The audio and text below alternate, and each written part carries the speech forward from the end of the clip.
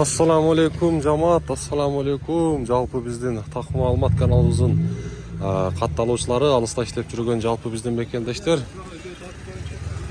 Айтылуу Ноокат чергеси, Ноокат шаарына жалпыңыздарга салам айтамын дагы. Бүгүн дагы Ноокаттагы валюта курс бааларын тааныштырамын.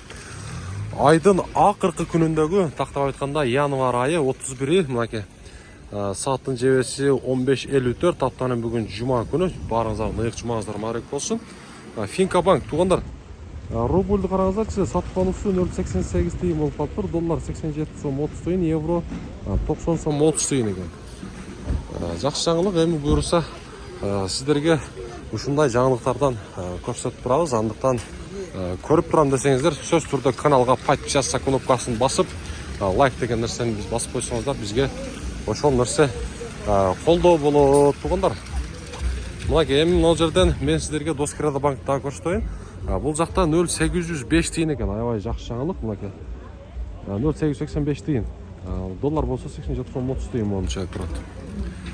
Азия банкта табылуу өчүү экен, бирок Азия банк.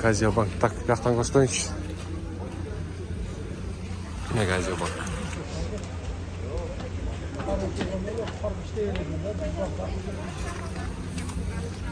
Так, бул жакта дагы 0,88 тыйын экен. Мынакей валютчиктерди көрсөтүп коеюн, акча алмаштыруучу жерде дагы рубль 0,88 тыйын, доллар 87 сом 30 тыйын экен.